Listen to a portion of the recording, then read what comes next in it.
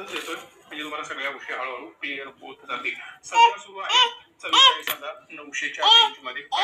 ते तुला नाहीये, हे तुझ्यासाठी आहे. चल काय आणि कॉल साईडला जर मी अंदाज घेतला काय कॉल साईड इकडे 584, 522, 370, 362 असं करत करत प्रीमियम कमी होत जातो. रिझन आपण आउट येत नाहीये हा चुपचाप. जास्त असते याची कमी होत जाते. अति जास्त डीप मध्ये आता घुसणार नाही कारण प्रायमा पेसी एक सुरुवातीचा व्हिडिओ आहे.